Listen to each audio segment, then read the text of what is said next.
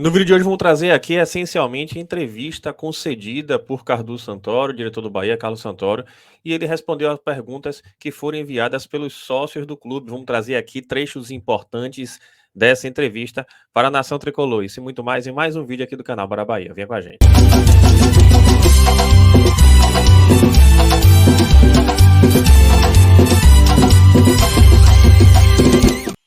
Fala, Nação Tricolor, uma boa tarde para vocês que seguem a gente aqui no canal Bara Bahia, e hoje mais um Plantão do Bara, mas antes disso, aquela dica para você que gosta de fazer a sua fezinha, tá aqui, gente, uma opção bem interessante, estamos falando da Cashbet. A Cashbet traz várias vantagens, além disso, ela tem a possibilidade de você dobrar o seu primeiro depósito, e tá aí, gente, com o primeiro depósito, você coloca 10, vira 20, colocar 50, vira 100, e tem vários jogos nesse final de semana, inclusive tem nosso Tricolor de Aço, tá aqui, bem interessante, Atlético Mineiro e Bahia, tá pagando 5,98 triunfo do Bahia, de repente o Bahia surpreende, não duvido, empate 3,82, outra possibilidade bem interessante. Flamengo e São Paulo, Flamengo em crise, o São Paulo vencendo de repente 6,3, Fortaleza e Santos, o Fortaleza vencendo 1,63. Todas essas opções você vai encontrar aqui no link fixado no primeiro comentário e também na descrição do vídeo. Clicou, faz seu cadastro na Cashbet, preenche todos os dados, é simples, faz seu primeiro depósito, dobra o seu depósito e aí faz sua fezinha com esse extra, beleza? Mas vamos aí ao assunto de hoje. A gente começa aqui trazendo, na verdade, vai trazer nesse vídeo essencialmente a entrevista concedida por Carlos Santoro. Vamos ver aqui, gente, entrevista muito bem conduzida aí pelo Esporte Clube Bahia, tá aí. Fala, Nação Tricolor, sejam muito bem-vindos e muito bem-vindas a mais um conteúdo exclusivo aqui na TV Bahia. Eu sou Rafael Machado, estarei com vocês hoje aqui trazendo mais uma entrevista com o nosso diretor executivo de futebol, Carlos Santoro. Uma entrevista essa que teve a participação direta de vocês que estão aí nos assistindo. Inclusive, a gente queria aproveitar esse espaço para agradecer a você, sócio e sócia, que participou com essa entrevista que a gente recebeu em cerca de 24 horas, mais de 1.500 questionamentos da torcida tricolor. Vocês que entraram lá no portal do sócio, mandaram suas perguntas, a gente pode ter certeza, lemos uma por uma. Por exemplo, a gente teve que dividir, porque mais de 1.500 perguntas em menos de 24 horas, cada um da comunicação teve que se dividir para ler essas perguntas, para você ter o seu pleito atendido, e logicamente a gente não tinha como fazer uma por uma dessas perguntas aqui para o nosso diretor de futebol. Então a gente sintetizou as perguntas mais feitas, né, digamos assim, os temas mais abordados nessas perguntas da Nação Tricolor, dos sócios que participaram dessa entrevista, e a gente vai trazer aqui para o nosso diretor de futebol. Cadu, seja bem-vindo mais uma vez. Vamos para iniciar essa sabatina, podemos dizer assim, né? Boa tarde, Rafa. Prazer, mais uma vez, estar aqui. Acho que dessa vez uma maneira diferente e especial, onde a gente pode escutar o sócio torcedor, a pessoa que lota o estádio, que obviamente está sempre preocupado, querendo saber. Então, um prazer não só estar aqui, mas responder diretamente ao torcedor. E a gente começa com uma pergunta que foi feita pelos sócios Roberto Gouveia, Leandro de Almeida e Daniel Garrido, além de outros também, sobre a permanência do técnico Renato Paiva. Quais foram os parâmetros para se manter até hoje, a avaliação do trabalho? Por favor, Cadu. Vamos lá, Rafa. Então, primeiro, quando a gente fez a escolha pelo Renato em dezembro, para liderar esse ano zero do projeto, a gente entendeu ser um treinador que pudesse e que precisaria naturalmente entregar resultado no curto prazo, mas que a gente enxergasse perspectiva de crescimento, de desenvolvimento no médio e longo prazo. O trabalho do Renato, ele é avaliado, assim como o meu, diariamente, semanalmente, e parte dessa avaliação, ela tem que ser na semana de treino, no trabalho, entendendo numa semana que antecede um jogo, como é que vai ser a planificação, como são executadas e planejadas as sessões de treinamento, como é preparado um plano de jogo e apresentado aos atletas, o que isso reflete no jogo ou não. E acho que a gente, passado esse jogo do América Mineiro, onde a gente teve não só um bom resultado, mas uma boa performance, eu acho que a gente precisa continuar olhando como vai ser a evolução disso. É verdade que agora, depois de sofrermos um pouco com algumas lesões que tivemos e com equilíbrio de algumas contratações que nós também executamos nessa janela, a gente entende ter tornado o elenco mais competitivo, e a gente espera que esse jogo do América Mineiro seja uma virada de chave para que a gente possa ter um crescimento na competição e atingir os nossos objetivos que foram falados no início foram falados na entrevista anterior. E, Rafa, também acho que é importante comentar, porque é algo que foi visto pelo torcedor no nosso último jogo, do comprometimento dos atletas. Então, também, na minha função, e as pessoas em Manchester, quando a gente faz avaliação, a gente também precisa entender, e tem um termo que é muito comum, no perder o vestiário, né? E é algo que a gente tem muito claro que os atletas estão muito comprometidos com a ideia do Renato, com a ideia de jogo, com o trabalho. Então, quando a gente vê ali a comemoração do nosso terceiro gol, onde todo o elenco vai abraçar o Renato, vai festejar, eu acho que é um reflexo também que mostra que os atletas estão. Então, a nossa avaliação ela tem que ser ampla, ela tem que ser de treinamento, tem que ser de planificação de jogo, tem que ser de execução do jogo e tem que ser também do comprometimento dos atletas. Então, a gente entende tudo isso e, mais uma vez, espera que esse jogo do América tenha sido uma virada de chave para que a gente possa continuar crescendo na competição. Bom, a segunda pergunta, eu acho que não poderia ser diferente, porque a gente sempre brinca que o torcedor do Bahia adora contratações. A gente teve agora o fechamento da janela de transferências, onde a gente teve uma boa movimentação, acredito que a maioria concorda comigo, mas teve a pergunta aqui, eu vou ler o nome dos sócios. Jean Rufino, Marcelo Rocha e Luiz Oliveira. Eles perguntaram por que o Bahia não contratou um centroavante nessa última janela de transferências. Imaginava que teria essa pergunta, Rafa. Primeiro, eu gostaria de valorizar os atletas que a gente tem nessa posição no elenco. O Everaldo, que é um jogador que naturalmente a gente vê algumas críticas, é hoje o nosso artilheiro da equipe na temporada e também um jogador com mais participações em gol. E o Mingotti, que foi um jogador que chegou no finalzinho da primeira janela, num outro perfil, um jogador mais jovem, um jogador mais de finalização dentro da área, que vinha de uma competição que tinha jogado uma Série B, um destaque numa competição de Série B, que a gente enxerga um potencial de crescimento, de desenvolvimento. E o que eu posso falar para o torcedor, Rafa, é que não só a posição de 9 como outras, a gente tem um departamento de scouting, até agora liderado pelo Fabrício Souza, que trabalhava no grupo já há mais de 3 anos, e a gente vem olhando o mercado, vem analisando as oportunidades, falando com o clube, com agentes, tentando entender, e chegou um determinado momento no mercado que nós entendemos que as opções que existiam no mercado teriam condições que não condizem com o que a gente acredita que o atleta vale.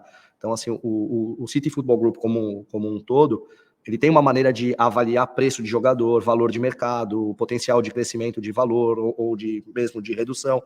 E as opções que a gente tinha visto disponíveis no mercado para essa janela, ela não condiz. Então, até de uma maneira que o torcedor pode confiar no nosso trabalho, onde a gente não vai fazer loucuras, gastando mais do que o orçamento ou endividando o clube num futuro, a gente decidiu por não fazer esse movimento. E no paralelo a isso, quando a gente teve a lesão do Kaique, a gente optou por trazer um jogador para essa posição.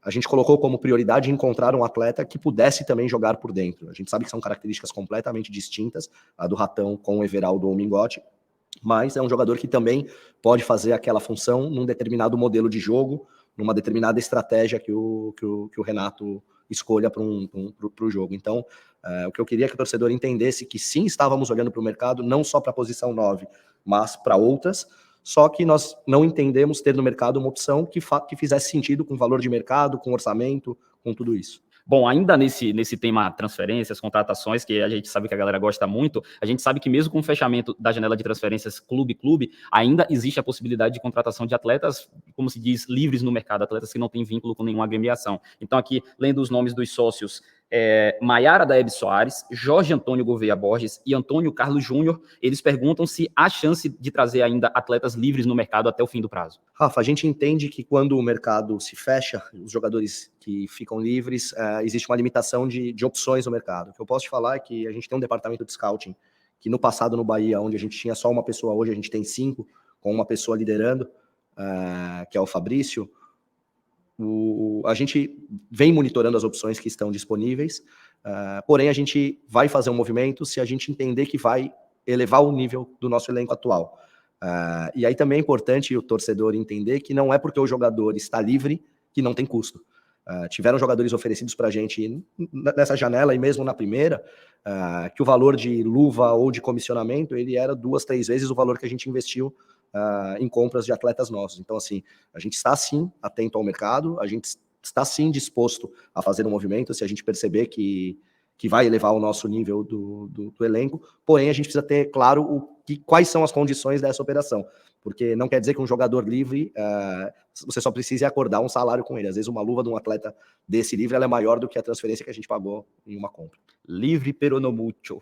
Seguindo ainda nessa linha de contratações, reforços, tem uma pergunta específica sobre um atleta que é o Luciano Juba. Luciano Juba do Sport Recife vem mesmo? Essa pergunta foi feita pelos sócios Levi Tito, Eli Jones Rios Júnior, Kevin Santana Gomes, além de muitos outros. O que eu posso dizer ao torcedor, Rafa, é que sim, o Juba é um atleta do Bahia a partir de 1º de setembro.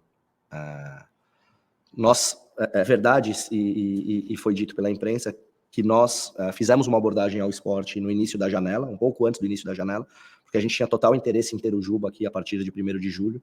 Fizemos uma oferta oficial. No paralelo a isso, nos últimos 15 dias da janela, por intermédio do agente do atleta, foi abordado o tema novamente, se a gente estaria disposto a retomar com a oferta. A gente já tinha fechado a operação do Ratão, que ela ocorreu também pela lesão do Kaique, por ter tido uma lesão grave. Então, no nosso entendimento, não fazia mais o menor sentido um investimento nos últimos 15 dias da janela, sendo que a gente já tinha perdido o atleta por 45 dias. E se a gente lembrar, lá em julho, a gente estava com Biel e Jacaré lesionados. Então, faria ainda mais sentido para a gente antecipar essa vinda. Bom, saindo um pouco desse tema de contratações de reforços, um questionamento que também foi muito feito por alguns sócios, e aqui nas pessoas de Matheus Almeida da Silva, Euvaldo Caldas e Ed Carlos Teles, a pergunta é: por que o Bahia não está numa colocação melhor, mesmo após tanto investimento? Houve erros na montagem do elenco, sobretudo no início do ano? É verdade que, como a gente disse já na primeira entrevista, o ano 0 é um ano desafiador, porque a gente, na primeira janela, 19 atletas, nessa janela 5, mais a chegada do Juba. Então, assim, é uma mudança completa do elenco que conquistou o acesso ano passado.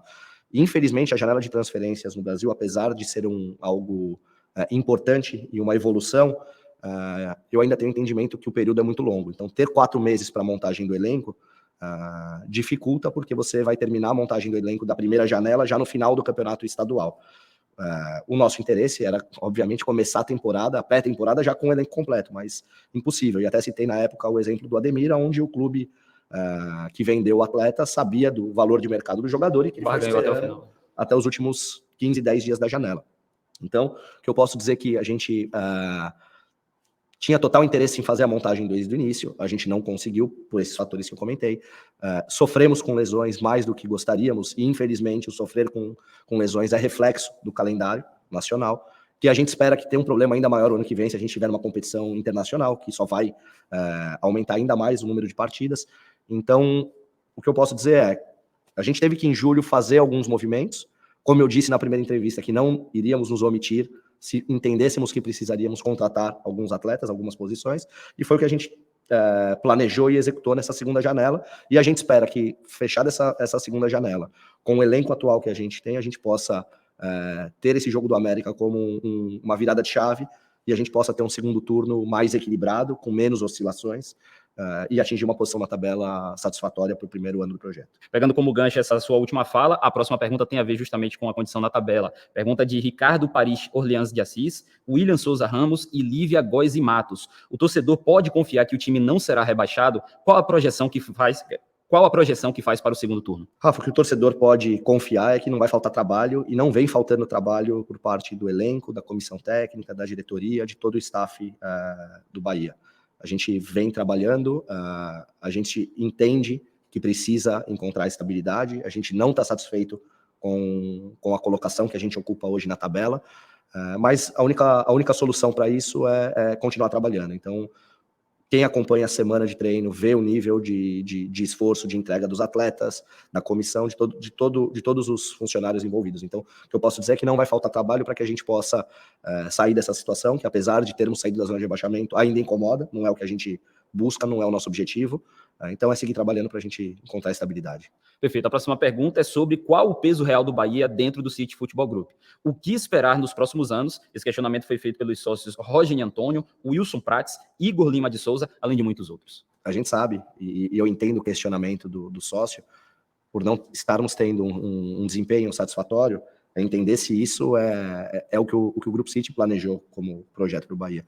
E eu posso te garantir que o que a gente quer é crescer, é continuar crescendo, é esse museu, que a gente possa aumentar ele com conquistas no futuro, mas a gente sabe, e eu mesmo, nas minhas falas, a gente nunca tentou esconder do torcedor que existe um processo, que esse projeto ele não é um projeto de curto prazo, apesar de querermos alguns resultados, precisarmos de alguns resultados no curto prazo, mas que a gente está olhando isso para o médio e longo prazo. O que eu posso falar, estando no dia a dia, que não só o departamento de futebol, mas a área de marketing, a área de negócios, comercial, existe uma interação muito grande entre as pessoas que hoje estão liderando esses projetos e as suas equipes no Bahia, e as pessoas que ficam no escritório global, digamos assim, em Manchester. Então, Manchester vem dando todo o suporte necessário. Importante deixar claro que mesmo com todas as recomendações de Manchester, as decisões elas são locais, elas respeitam a cultura local, elas respeitam as ideologias, mas eu não tenho dúvida quando eu vejo esse projeto, e se você perguntar para todos que estão envolvidos, que esse projeto ele é grandioso no médio e longo prazo. Ser um projeto ambicioso é criar um projeto onde a gente possa conquistar títulos na esfera regional, nacional ou até intercontinental, só que a gente sabe que para que a gente possa disputar esses títulos, a gente precisa competir. Torneios internacionais são torneios que a gente quer não disputar um ano e ficar 3 anos sem disputar, ter a frequência de disputar todo ano. Eu vou usar o exemplo do que eu vi nos meus 10 anos de Group City. Para que a gente passasse a conquistar uma Champions League nessa última temporada, o clube precisava estar nas semifinais, habituado a competir nesse nível. Naturalmente, se você está habituado com esse ambiente, se você atingiu esse nível, naturalmente, uma hora ou outra você vai conquistar. Não existe garantias no futebol, mas é um processo. Então, eu não tenho dúvida que se a gente continuar no crescimento ou atingir o crescimento dos próximos anos que a gente espera, naturalmente a gente vai estar em competições internacionais, naturalmente a gente vai se estabelecer ainda mais regionalmente e alcançar o nosso espaço, que traz a história do Bahia, que é uma equipe que não à toa já tem 2 títulos nacionais. Então, a gente tem as maiores ambições, mas para isso é um projeto de médio e longo prazo, onde a gente precisa ser assertivo em muita coisa para poder chegar nesse objetivo final. Bom, a próxima pergunta é ligada ao atleta Chaves. Por que ele não deu certo nesse primeiro momento? Quais as medidas o clube realizou para tentar solucionar isso? Essa pergunta foi feita por Elbo Cavalcante Rocha Neto, Thiago Machado Freire e Elil de Jesus Souza Filho, além de outros sócios e sócias. Rafa, assim, primeiro que sempre que um jogador é contratado, existe uma expectativa do torcedor de que ele tenha um resultado de performance num curto espaço de tempo. Só que cada atleta tem o seu timing de adaptação. O Chaves é um jogador de 20 anos que vinha do seu único clube, uma cidade próxima à sua cidade natal, com família próxima, mudou para um outro país, onde tem uma cultura diferente, idioma diferente, uma logística diferente, um número de jogos diferente. Tudo isso pesou. O que a gente entendeu, por termos feito um investimento no atleta e por acreditarmos que o atleta ainda vai nos trazer muito, ainda vamos colher frutos com isso, porque é um atleta que já teve convocação para a seleção equatoriana de base, já esteve em listas prévias da seleção principal, jogador que teve sondagem na época de mais de 10 clubes da Europa. Então a gente entende que o Chaves vem num processo precisa passar e começou por um processo de evolução. Então, por precisarmos encontrar uma estabilidade nesse momento maior, pelo nosso momento na competição, optamos por enviar o Chaves de volta para o Independente Del Valle, onde ele pudesse retomar a sua casa, retomar a sua cultura, o seu dia a dia, retomar o seu nível de performance.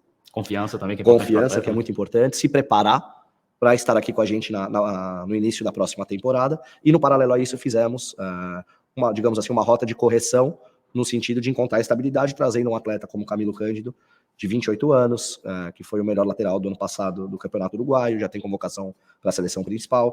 Então a gente entendeu a necessidade, que a gente não pode, por ter feito um investimento, é simplesmente não dar minutagem para ele. Então a gente entendeu que, como o Chaves passaria a ter menos minutos aqui no Bahia, a gente fez um movimento de retorno ao Independente Del Valle, vinda do Camilo, recuperação da lesão do Matheus Bahia, e mesmo o Rian, um jovem que vem da nossa base, que jogou no ano passado o Sub-20, e que a gente vai participando de um processo de desenvolvimento junto. Então, por isso que a gente acabou tomando essa decisão, também para proteger o nosso investimento como grupo, como clube, e proteger o atleta para que ele possa retomar o seu nível que a gente espera. Bom, a próxima pergunta já é planejando 2024. Se há planejamento para a volta do time de transição, essa foi a primeira temporada que se pôde disputar Campeonato Baiano, Copa do Nordeste, acompanhar de perto a disputa dessas competições, e a pergunta de Erivaldo Gomes Gonçalves, Lurique Félix Silva Barbosa, Marcel Oliveira Portela, além de outros, que é sobre planejamento para 2024. Existe a possibilidade do retorno do time de transição?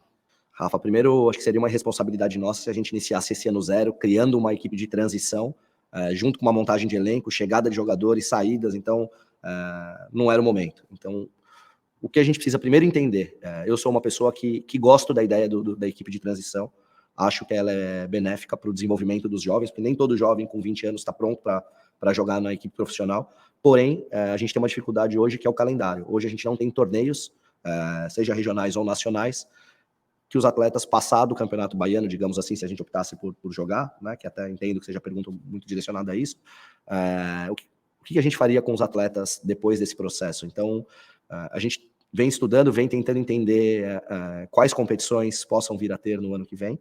Também é verdade que o ano que vem a gente quer analisar de uma forma diferente do que fizemos esse ano, porque são muitos jogos, o calendário é muito pesado para a gente, e a gente aqui no Nordeste, aqui no Bahia, regionalmente, a gente ainda tem um agravante, que são 2 competições que ocorrem em paralelo, o Campeonato Baiano e a Copa do Nordeste.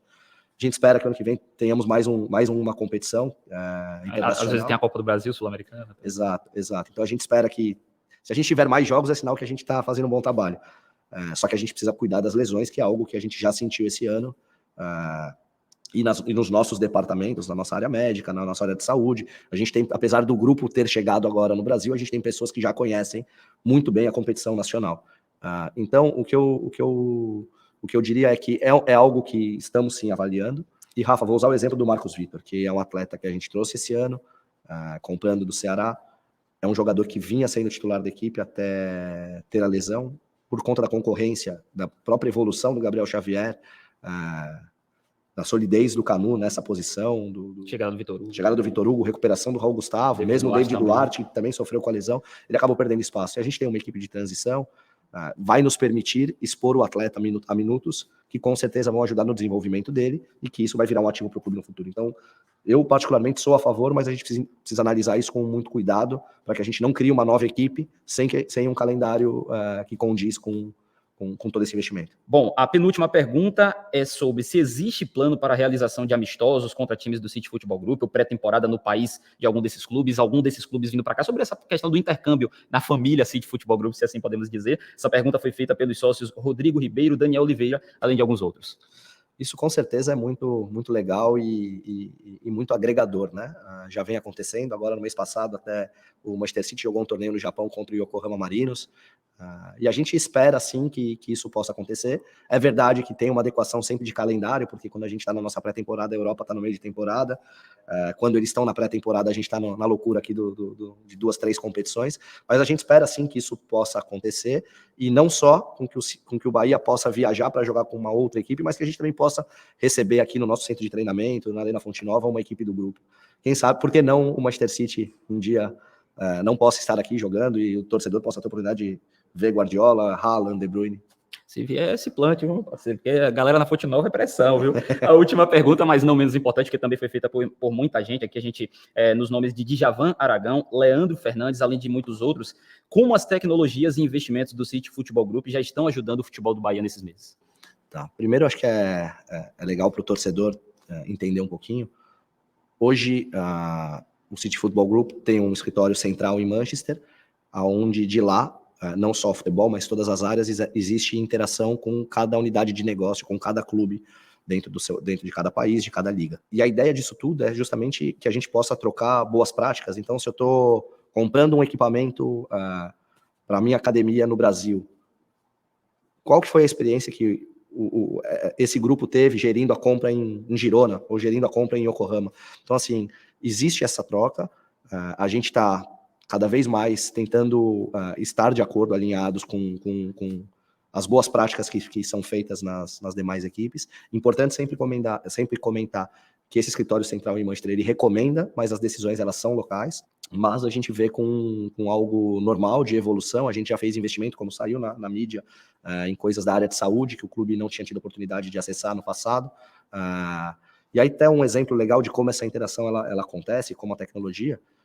E aí eu já até citei o exemplo de quando a gente vai olhar o mercado, existe esse escritório lá fora, que existe essa unidade lá fora, que a gente debate, receber análise de qual é o valor de mercado do jogador, qual foi o histórico de lesões, coisas que elas podem interagir entre mais do que um clube.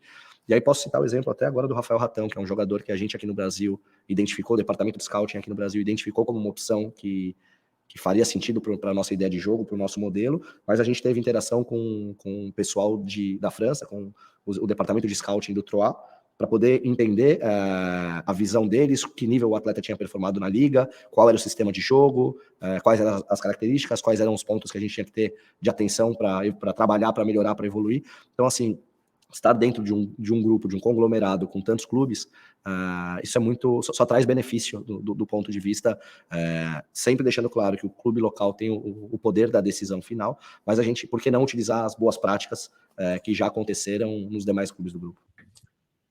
Aí, gente, interessante realmente a entrevista, muito legal realmente, parabéns ao Bahia pela iniciativa, parabéns a Rafael Machado pela condução, a gente fica feliz até que a informação que entrou em primeira mão, que foi a respeito da tentativa do Sport fazer com que o Bahia voltasse atrás na proposta, Cadu Santoro acabou até confirmando, o Sport realmente tentou fazer com que o Bahia voltasse atrás, o Bahia não voltou atrás, e a gente trouxe a informação de que manteve a partir de 1º de setembro, o Bahia é jogador do Bahia, Cadu Santoro confirmou, também trouxe avaliação sobre Paiva, informação sobre Chaves, enfim, muita informação interessante, é bom que se diga, e a Nação Tricolor vai ficar muito bem informada. É isso, gente, espero que vocês tenham gostado, se gostou, deixa seu like, se inscreva no canal e compartilha com geral, acabou de assistir, não vacile não, clica aqui no link fixado no primeiro comentário e também na edição do vídeo e faça a sua fezinha na Cashbet. Tamo junto, saudações colores e até a próxima.